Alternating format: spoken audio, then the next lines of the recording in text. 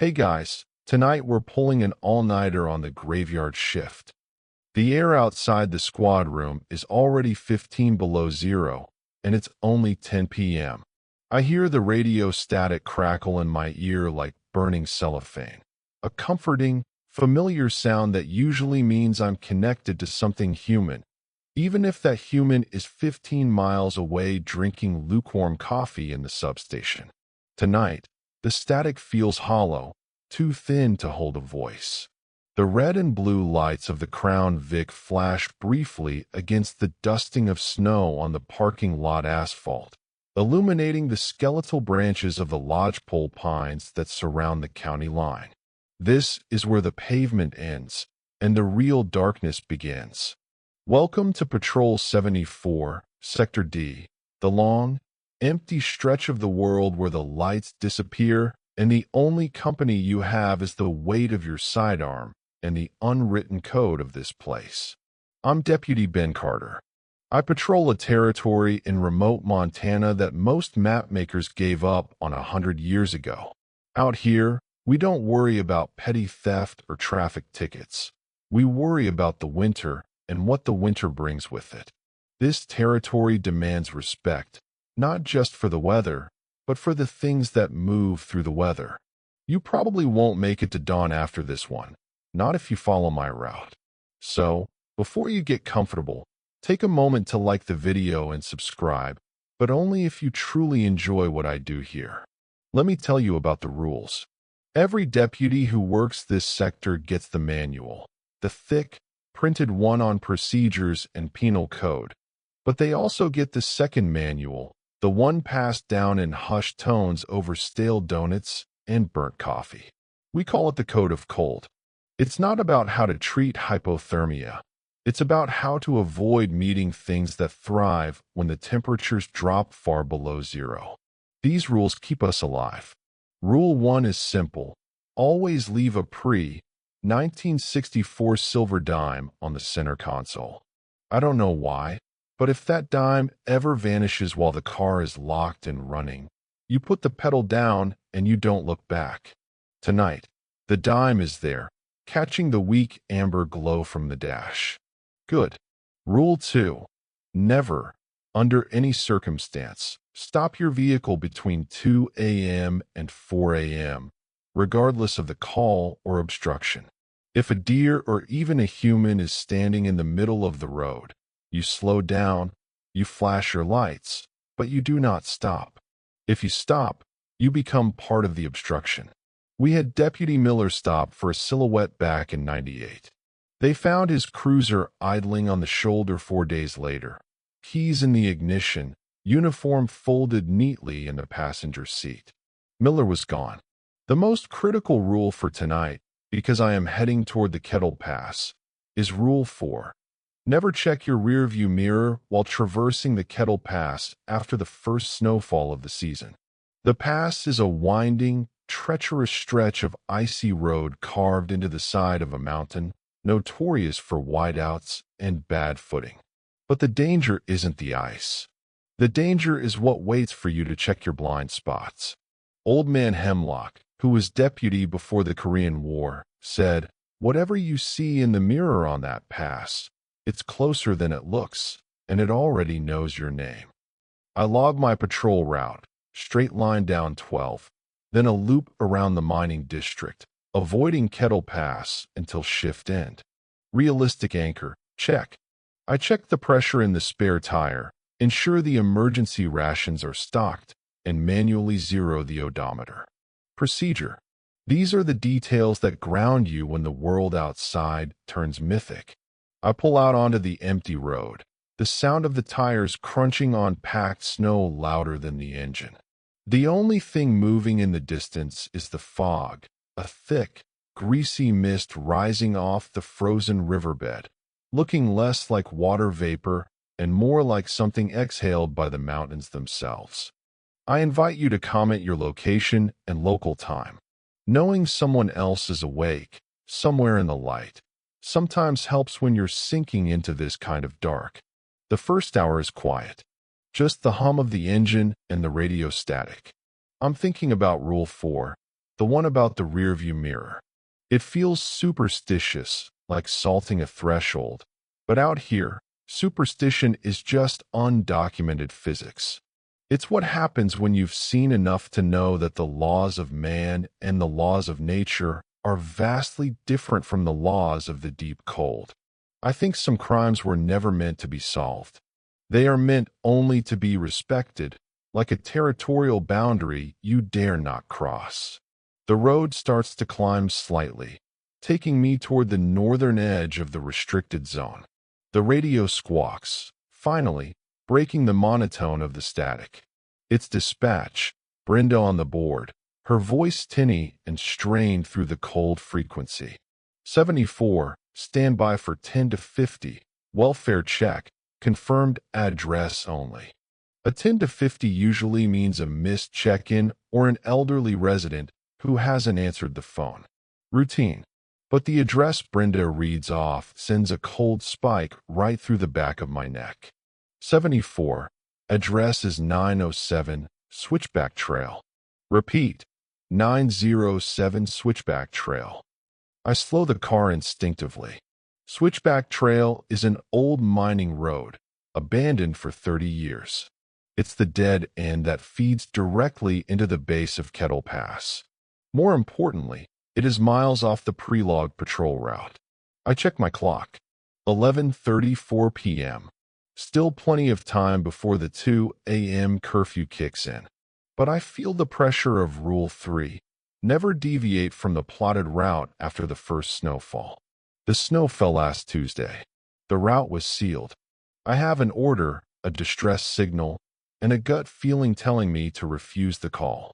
I confirm the address, the tires beginning to slip slightly as I turn the wheel toward the uncharted dark. Now, dim the lights, maybe crack open a window for that midnight fog, and let's hit the streets together. We just broke the first rule. The radio static seems to intensify, turning from a whisper to a ragged breathing sound as I commit to the deviation. The car handles the gravel and packed snow poorly, struggling against the incline of Switchback Trail. This road isn't just unpaved, it's reclaimed by the wilderness. Trees crowd in, their dark silhouettes merging into a solid wall, erasing the line between the road and the forest. The high beams only push the darkness back a few feet before it swallows the light whole. Dispatch 74 confirming receipt of 10 to 50. Proceeding up Switchback Trail. Advise on reporting party details. My voice is unnaturally loud inside the cabin, trying to assert control over the creeping silence. Brenda's response is slow, labored. 74.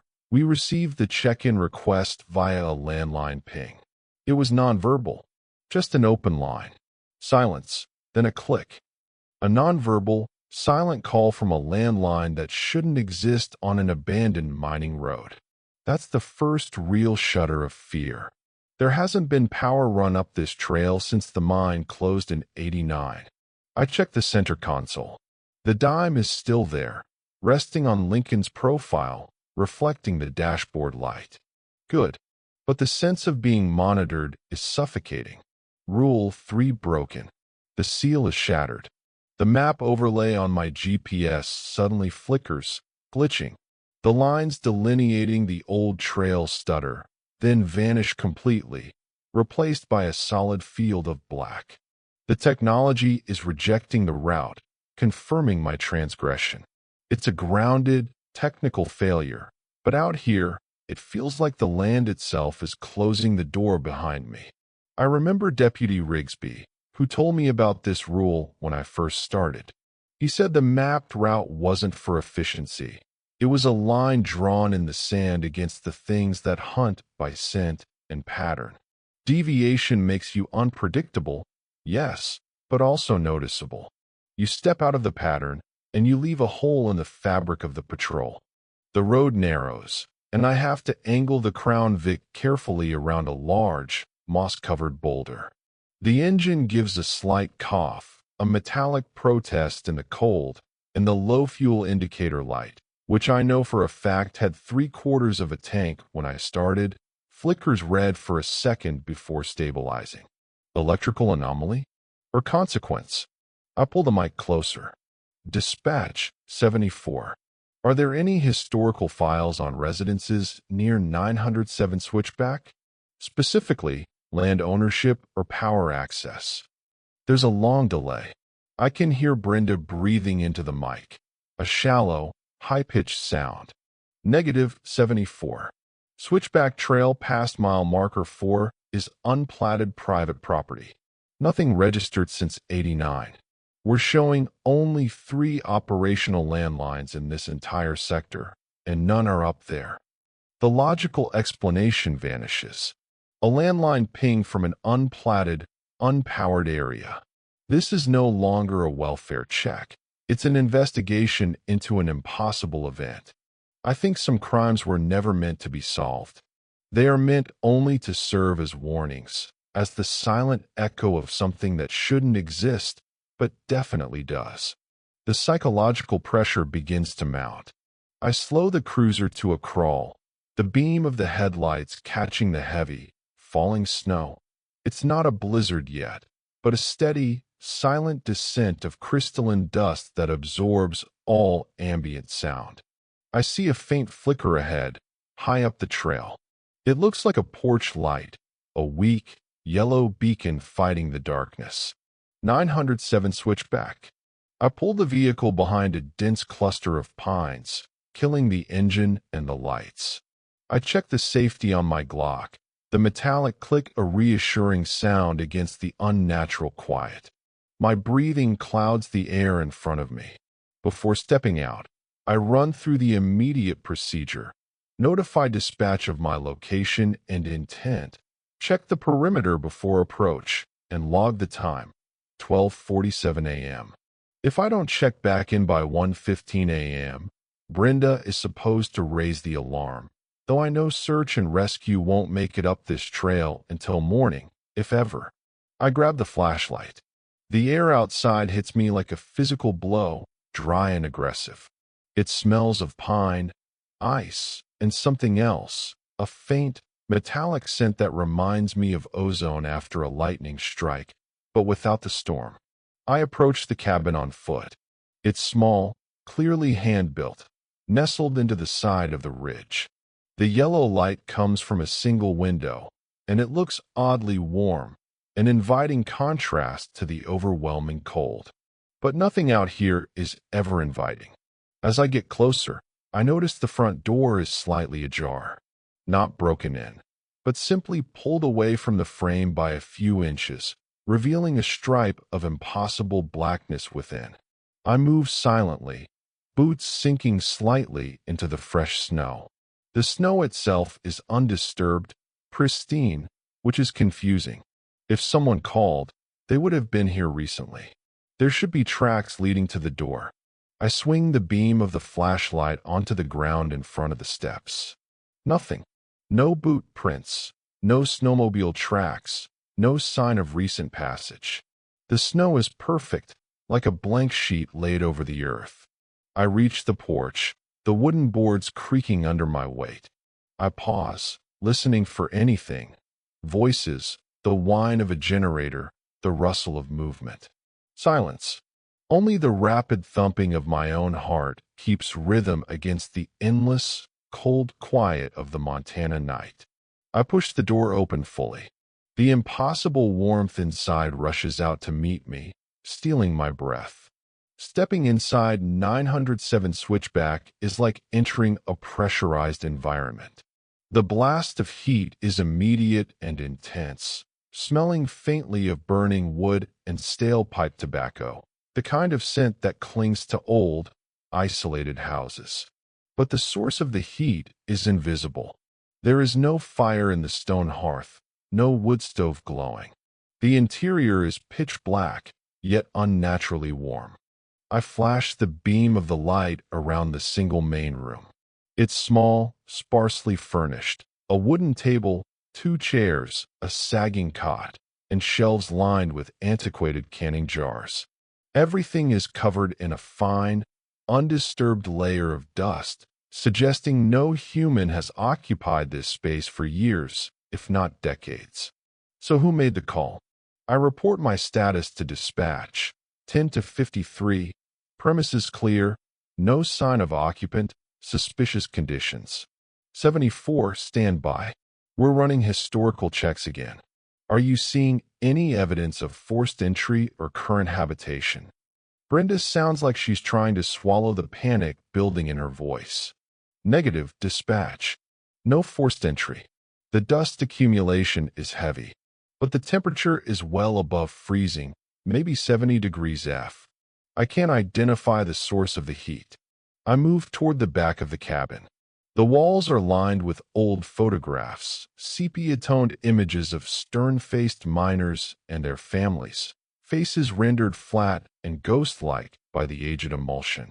I catch a reflection of myself in a pane of glass covering one of the photos.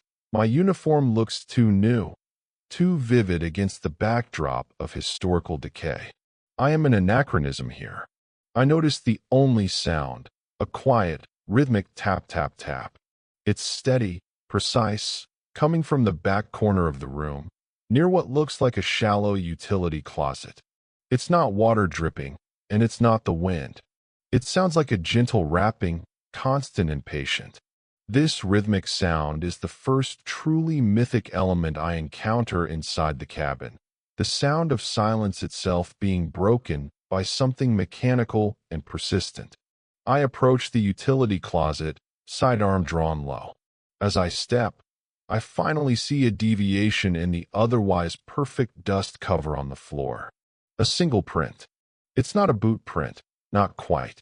It's too long, too narrow at the heel, and the toes are strangely rounded. It's the size of a man's shoe, but the structure is wrong. The weight distribution suggests immense pressure applied only to the center of the foot, almost like a pylon. The print leads directly from the back wall toward the utility closet, then stops abruptly right beside it. There is no corresponding return print. Whatever made this mark walked in from the wall and ceased moving. I think some crimes were never meant to be solved. They are merely portals, and the deputy who tries to close them usually finds themselves locked on the wrong side.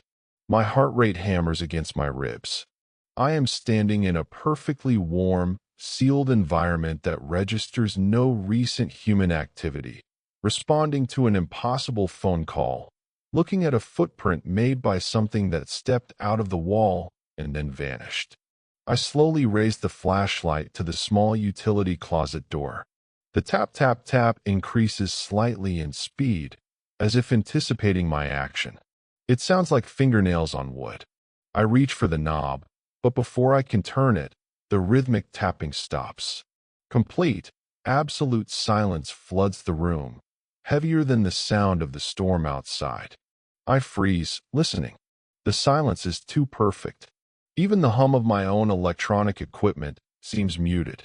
Then, from the closet, a sound that is chilling in its familiarity, a quiet, mechanical whirring, like a tape recorder being wound backward. I yank the closet door open. It's empty, just shelving, dust, and a few rusted tools. But tucked into the corner, resting on the bottom shelf, is an antique rotary phone. Black, heavy, and clearly connected to nothing. No wires running out, no landline jack visible in the wall. The cord itself is severed cleanly just below the base. The dial on the phone is spinning slowly, clockwise, without being touched. It's making the exact, mechanical whirring sound I just heard. I back away, keeping the light fixed on the impossible object. This is the source of the heat, the source of the call, and the source of the immediate, overwhelming terror washing over me. This phone, spinning its number into the void, is calling someone, or something, to this location. I need to get out. Protocol dictates I secure the scene, but survival dictates I abandon the location immediately. This is not a crime. This is a trap. I turn toward the door, my foot catching the rug. I stabilize myself against the table, and in the beam of my light, I see something written hastily on the dusty tabletop, scrawled deep into the wood itself, not lightly scratched, but gouged. The watch is set. I don't check back in with dispatch. I break radio silence and yell, 74. I am 10 to 98, canceling 10 to 50, immediate clear. I burst out of the cabin, the cold shock of the outside air a welcome relief. The unnatural heat of the cabin now feels like a feverish dream. I slam the heavy door shut behind me, the sound echoing dully across the empty ridge. I run back toward the cruiser, desperate to get back to the mapped, safe roads. But as I reach the edge of the tree line, I notice the snow. It's falling in thick, white curtains, a full, aggressive blizzard now. But it isn't moving. The snowflakes directly in front of the headlight beam are perfectly suspended, frozen mid-fall, like a photograph taken with an immense shutter speed. The storm is not moving. I am caught in a still frame of the cold. I dive into the Crown Vic, slamming the door shut. The internal clock on the dashboard, which had been tracking time perfectly, is now displaying a sequence of repeating digits. 13 hours, 13 minutes, and 13 seconds. I try to restart the engine, turning the key hard. Nothing. Just a labored click, click, click that quickly fades into nothingness. I am trapped in a frozen moment, unable to move the car, surrounded by a storm that has ceased to fall. The still blizzard outside the windshield is unsettling beyond anything I've ever experienced. It defies the laws of movement and nature. I immediately resort to the radio, my heart thumping a frantic rhythm against the emergency microphone. Dispatch, 74. I am code 10 to 66. Disabled vehicle on switchback trail. Repeat, 10 to 66. Only static response. I toggle the squelch, switch frequencies, and even try the manual emergency channel. Nothing but the hissing noise. The cold has finally defeated the transmission signal, or perhaps something else has jammed the airwaves. I check the battery gauge. It's reading dead zero. But the dash lights are faintly glowing, and the dime on the console is still reflecting light. This is an impossible electrical failure. As I sit there, the dense silence pressing in, the static on the primary channel suddenly shifts. It doesn't clear, but it changes quality, becoming deeper, richer, a sound like massive stones rubbing together. Then, a voice cuts through. It is garbled, layered with a low-frequency hum, and terribly slow, as if speaking through thick molasses. But I recognize the cadence. It's Brenda, or an imitation of her. 7-4. You must not leave the watch unset. The words drag, chilling me to the bone. I grab the mic. Dispatch, 74, repeat transmission. Is that a confirmed voice? The voice continues, ignoring my input, the tone shifting from strained mimicry to something deep and resonant, a sound that rattles the metal of the car frame. The time is not yours, deputy. The watch must be maintained. You are observed. I realize this isn't my dispatcher. This is the entity, or whatever is trapped here, using the failing radio waves to speak directly to me. It's using Brenda's voice, weaponizing familiarity.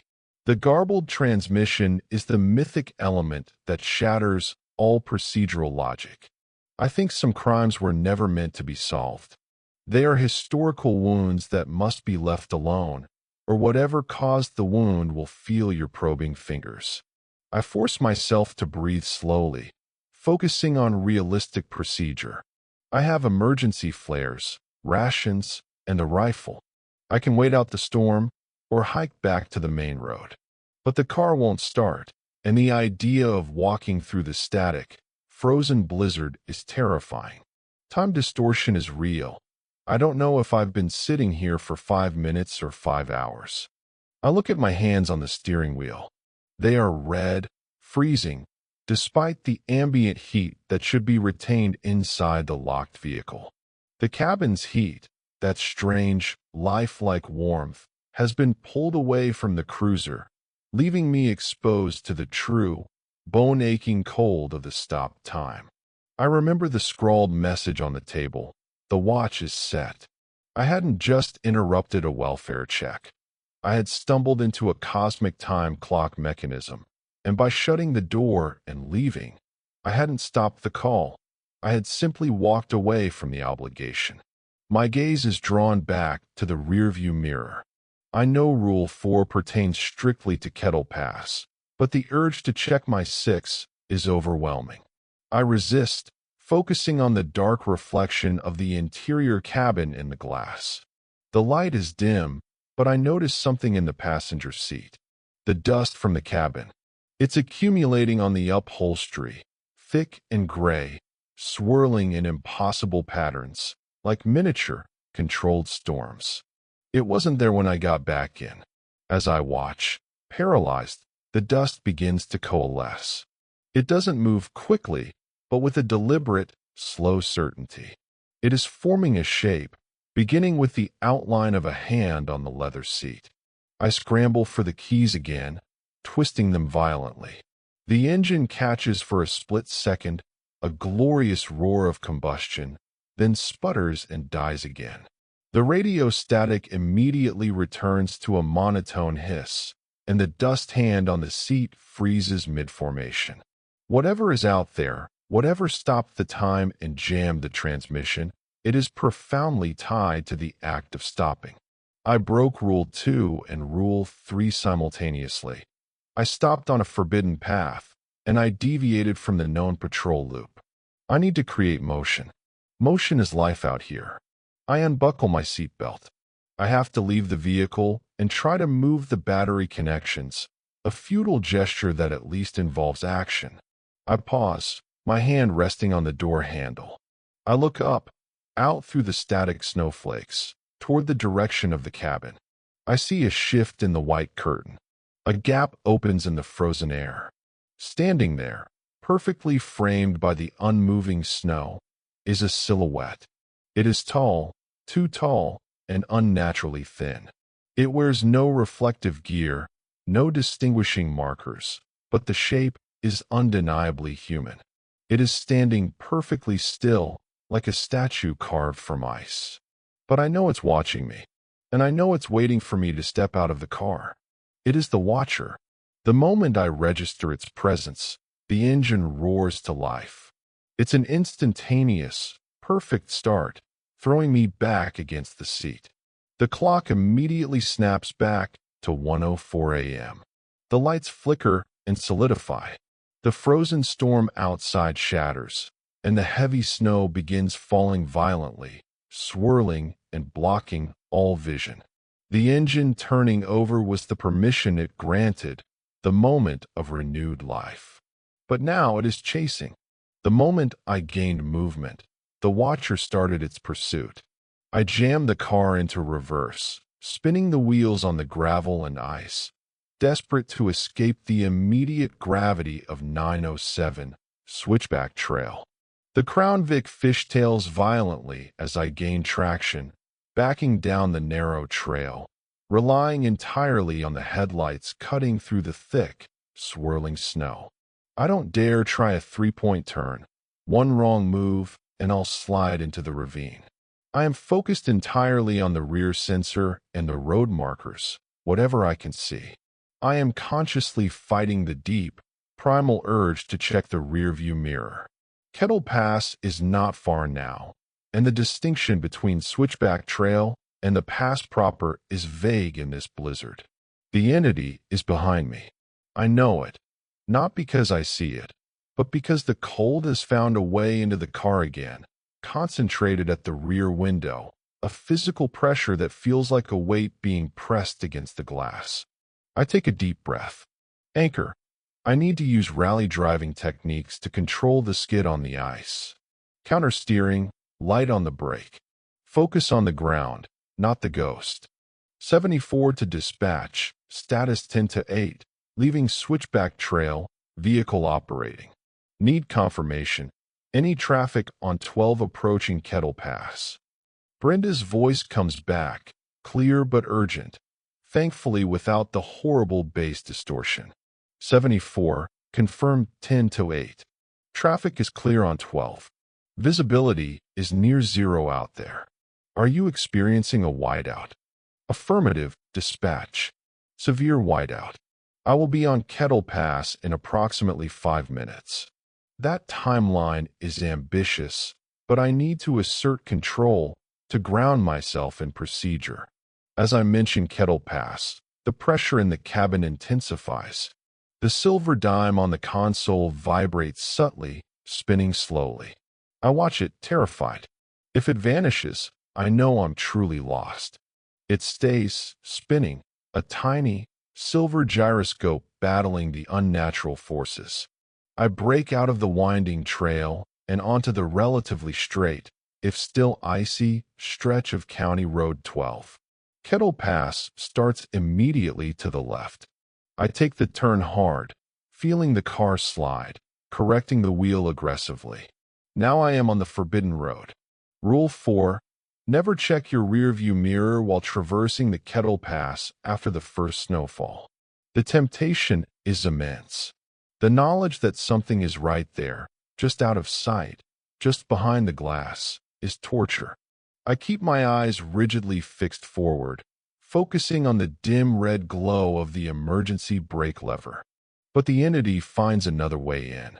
The passenger window, which I know I rolled up completely, is now open by a fraction of an inch, just enough to allow a long, curling tendril of deep, frigid air to enter the cabin.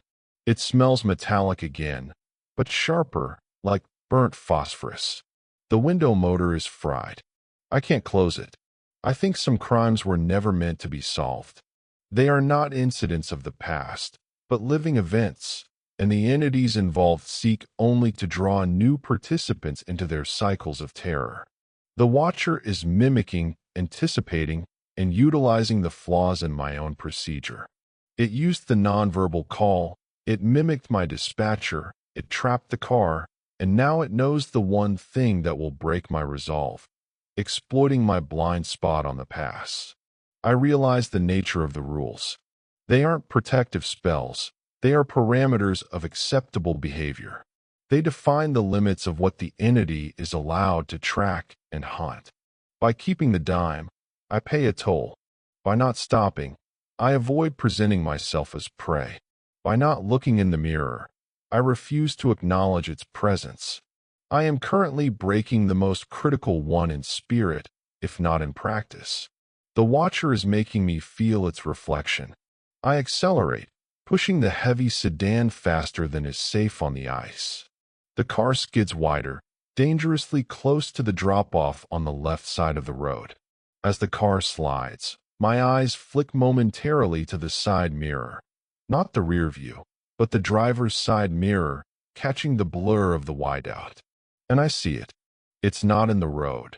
It's keeping pace with me in the trees, moving with impossible speed, a blur of gray and white that shouldn't be possible through the dense pine forest. It is tall, gaunt, and its movement is wrong, a loping, disjointed gait that doesn't track with muscle and bone. But the most horrifying realization comes when the image stabilizes for a split second, framed in the convex curve of the side mirror. The face isn't just gaunt, it's wearing something. It's wearing a reflective vest. It's wearing a deputy sheriff's uniform, coated in a crystalline layer of frost and snow. It is mimicking the form of one of the missing, one of those who broke the rules before me. It's Miller, or someone who absorbed Miller. It sees me look. The reflection in the side mirror doesn't just look back, it smiles. A wide, impossible grin that stretches the skin past the point of recognition, revealing too many teeth, all stained black by the deep cold. The radio instantly fills with a blood-curdling, high-pitched scream that overrides Brenda's voice. It's not static, it's noise, a sound of absolute, joyous triumph. I yanked the wheel, nearly losing control. I smashed the emergency button on the dash, initiating the silent alarm. Even though I know help is hours away, I have acknowledged the presence. The rule is broken. The watcher has entered the field of play. The moment the entity's reflection registered, everything changed. The pursuit transitioned from subtle psychological dread to visceral physical threat. The car feels heavy, sluggish, as if the watcher is actively pressing down on the roof. The smell of ozone is overpowering now, stinging my sinuses. I manage to correct the skid, and the car roars out of Kettle Pass, flying onto the straight stretch of Highway 12, heading south toward the precinct, still miles away. I know I have maybe 20 minutes before I run out of paved, populated road, and out here, 20 minutes is an eternity. The rearview mirror is now a constant focal point of dread. I keep my eyes forward, but I can feel the change in the light behind me. It's not just the headlights of another car. It's a profound absorption of light. I realize I must employ the final rule, the one they never tell you until you've been out here 5 years and have seen enough to believe the truly impossible. It's the rule that requires a sacrifice, a payment not in silver, but in self. The rules weren't designed to keep us safe from the cold. They were designed to keep us predictable, quiet, and hidden, so the watcher could continue its own, unknown duties. When you break the pattern, you interrupt its routine, and you must pay the interruption fee. I think some crimes were never meant to be solved, because the solution requires a deeper understanding of the world than humanity is prepared to accept. We are simply transients on a planet where older, colder things hold the true titles to the land. I remember Deputy Hemlock's final addition to the Code of Cold, whispered to me on my first patrol, right before he retired to Arizona. If it sees you, Ben, you give it your focus. That's all it wants. Not your body, not your car, just your attention. You must trick it into taking something less valuable. What is less valuable than life? My memory, my sanity, my connection to the known world. I check the clock. 1:18 a.m.